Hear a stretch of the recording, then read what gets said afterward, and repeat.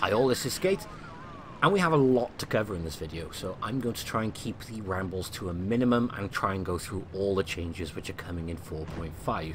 The background footage is a couple of tier 7 heavy games I went out and recorded this morning, because that's what this video is mostly going to be about. They have completely rebalanced all of the tier 7 heavies. Well, except the IS-2. They tried to do the IS-2, there was a bug when they tried to buff the tank. So the IS-2 is the only tank in this update from tier 7, heavy-wise, which isn't being buffed. And the reason for that is purely because of a bug, so we can likely see that being buffed in the future. Now personally, I didn't think the tier 7 heavies were that weak, but according to Wargaming statistics, they are. And the Tiger performs quite badly. And I've only just bought my Tiger back, and I had a couple of games in it this morning. The first couple of games I've had since I bought it back. And it performs well, I think. Wait till you see what buffs it's getting. It's going to perform really well. So the first two things to get out of the way really quickly. The Cruiser Mark II at tier 3. It's having that outrageous DPM reduced. So it's now going to be a reload of 10.78 seconds instead of 3.26. We all saw that coming though. And then the VK 3001P is having a boost in its brake horsepower from 670 to 720. And this is when we get into the tier 7 stuff. Now the AMX M445, it's got an extra 2 kilometers per hour on its reverse, and its reloads dropped from 6.71 to 6.23. Nothing really to write home about, but it is a buff. The VK 4503, it's the premium. It has had a bit of a traverse buff. It's had a big turret traverse buff, and the reload has dropped from 7.19 to 604. That's quite a buff. I mean, that's over a second off the reload. It's still nothing compared to the Tiger buff. Wait till you see that. Turret traverse on the Black Prince has gone from 20 to 27, and the track traverse has gone from 17.73 to 19.82. IS, this has received a good buff, and again, this is what we can expect the IS-2 buff to look like when it does happen. The track traverse has gone from 27 to 34. That's pretty much medium territory for some tanks now. Dispersion has been increased. They haven't given the figures though. And track traverse has gone from turret traverse. The T/traverse refers to turret traverse, and just traverse refers to track traverse. It's just brief notes on the left. So the turret traverse is gone from 22.95 to 29.20. So this thing is going to spin surprisingly quickly now. And the reason for these changes, it's basically going to allow you to get your frontal and your heavy armor facing all those medium and lights which are flying around you. If you asked me, what we're going to see now is more heavy tanks being played at tier 7. And then because of that, we're going to see more tank destroyers being played to try and combat the heavy tanks. It's already happened at tier 10 in very much a similar fashion. Mediums were rebalanced to make the heavies stronger again, and the side effect of that was more tank destroyers. But I don't think this is a bad thing at tier 7. It's going to be very, very interesting, and the heavies are going to be very strong. I mean, like in terms of the KV3, it's got an extra 2 kilometers on the reverse. Brake horsepower has been increased from 750 to 800. Track traverse, small buff from 20.86 to 23.99. Dispersion on the move was slightly increased, and the turret traverse has gone from 20.86 to 26.07. That's pretty good actually on the turret traverse. You're going to be able to swing that thing around much quicker. And then the M6A2E1, which I am playing right now on the screen. The turret traverse has gone from 23.99 to 26.07, and the reload has lost over a second. I was surprised by this. They buffed Lupus, as if that thing needed a buff anyway. But the traverse has gone from 23.99 to 26.07, and the turret traverse 18.77 to 25.03. That's going to make this thing spin much quicker than it does now. And then the Predator. Traverse has gone from the 23.99 to 27. Reload, we've lost a second.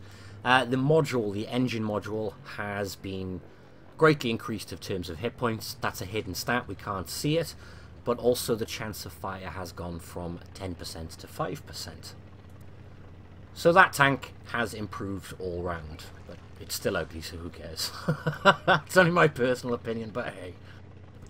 And now we get to the Tiger 1. Now this thing hasn't that long ago received a buff already, and it's just got a bigger buff. This is going to be very good, providing you can side scrape. Reverse speed has gone from 12 to 14. Brake horsepower has gone from 700 to 780. Turret traverse has gone from 20.86 to 26.07. And the armor behind the mantlet previously was 0, it's now 100. That's going to make a significant difference. But on top of that, the reload has gone from 6.71 to 5.56. Now my reload with equipment on here is, hang on, I think it's like 5.9. Let's have a look. Yeah, 5.9. So in the next update, it's going to be 5.56 without a rammer and without any provisions. This thing's going to fire very, very quickly for a heavy tank. And like I said, I only recently bought my Tiger 1 back, and this is the first few games I have played in it, and I cannot wait for this update and buff on this tank. I need to start saving up spare parts so I can upgrade this tank, basically. On top of that, though, the Tiger P, by the way, has also been buffed. Never really been a huge fan of this one, but it looks like they're aiming to push it in terms of more armor. And they've given it a big DPM buff. Reverse 12 up to 14, engine brake horsepower from 670 to 720.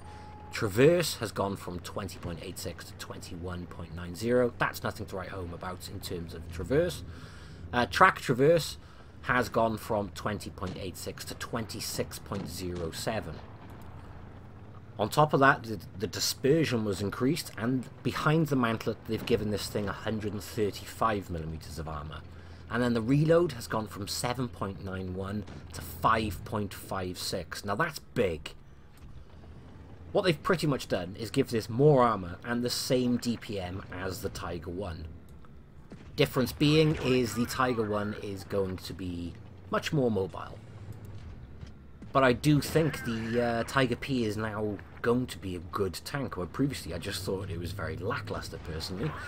On top of that though, the cheeks on the frontal armour of this tank, oh, check out the VK in chat by the way, he's a bit upset that he died. On top of that though, the cheeks have gone from 80 to 200mm. Now on the upper plate of the Tiger P you've got those two angled bits on the side. Those are the cheeks which I'm referring to. They've gone from 80mm to 200mm, so they're no longer a weak spot on this tank. That's the same for Frankenstein and the Ferdinand in update 4.5. They're both receiving that same buff. Honestly though guys, that Tiger P buff, I'm a bit staggered by it actually. The reload is now the same as the Tiger 1, but with a lot more frontal armour. Something tells me we're going to see more Tiger 1s and Tiger Ps very, very soon. Frankenstein also, by the way, it's had a brake horsepower increase from 550 to 690, and the turret traverse has gone from 16.69 to 26. Now that's a big old buff. Last few tier 7 heavies now. Nameless, reverse again increased only by 1 kilometer. Dispersion has been reduced ever so slightly, and the turret traverse has gone from 22.95, pretty much 23, to 29. But then the T29 gets a very tasty buff, an extra 2 kilometers on the reverse. Track traverse is getting an extra 2 degrees on it. Dispersion's gone from 0.25 to 0.22. And then the turret traverse has gone from 14.6 to 26. That's staggering. That's like nearly double. That's going to be one hell of a difference. But then on top of that, the reload has gone from 11.52 to 10.26. This is on the big 105, by the way. Actually, I should have specified this at the start. I'm only including in this video details of modules which have been buffed, which are on a fully elited tank. For example, the E75, the stock engine has gone and received a buff in this update. However, you're going through that one, so you don't really care too much about things like that usually. This, by the way, this replay in the background, I went out and played my IS-2 this morning, and I haven't played this tank in a long time. check how many supremacy points I got in this battle. I'm a bit disappointed the IS-2 hasn't or isn't going to receive a buff in this update, but we do know at least it will be coming in the future. Vindicator, by the way, though, has also received a buff. Not a heavy tank destroyer, but there we go. The heat pen has gone from 137 to 150. Chance of fire decreased, and the engine hit points, again, hidden module, greatly increased. And then the tier rates. The engine on the Tiger II has gone from 700 to 780 brake horsepower, and the AMX CDC, a much wanted and needed buff. Yeah. It's lost 0.3 seconds on the reload. How is that really a buff?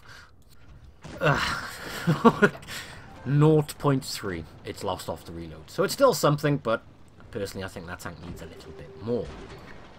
Then the Ferdinand, engine hit points again, hidden module increased. The cheeks, as per the Frankenstein and Tiger P, have gone from 80 to 200 mil. Dispersion's gone from 0. It's dispersion on the move, by the way, from 0.25 to 0.18. That's significant. And on top of that, terrain resistances for medium and soft terrain have greatly been improved. But then we're looking at the tier 10s. Now, not all the tier 10s have been touched, but a couple of them have been buffed, and the IS-4 significantly. On top of the turret, you've got that patch of 30mm armor. Yeah, that's now 75, so no more overmatching that. Behind the mantlet has gone from what was previously a little weak spot at 0 armor to 230. The upper front plate has gone from 140 to 160, and the side armor above the tracks has been reduced from 160 to 140. So this thing's going to be frontally an absolute monster. Also, the armor has been improved on the E3, E4, and E5. On the E3, it's gone from 0 behind the gun mantlet to 229, so you're never penning the front of that in the mantlet anymore. Same with the E4, it's gone from 0 to 152, and the E5 from 0 to 230. Also, the British heavy tank, the FV215B, behind the mantlet has gone from 0 to 254, and the side armor has gone from 50 to 76.2.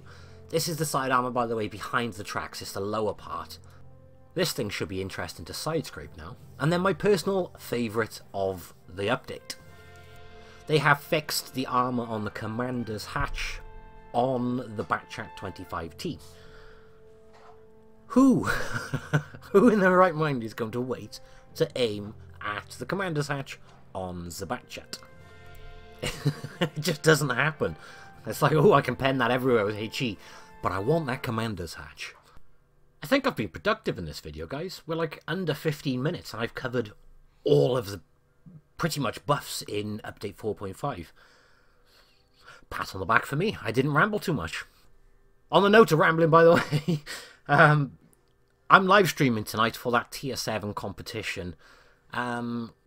The 10 tiers of Christmas, and we're going to be playing tier 7, and we have 2 tier 5 tanks to give away and a week's premium time. So tune in, we'll be giving that away to whoever is in the comments, basically at random. Live stream starts at 7 PM UK time or 8 PM Central European time zone. It would be myself on the live stream. I'll also have Amanette with me, and Medzi, I believe, will be jumping in at some point as well. Anyway, hope you've enjoyed the video, guys. Thank you all for watching, and I will catch you in the next one. Bye-bye.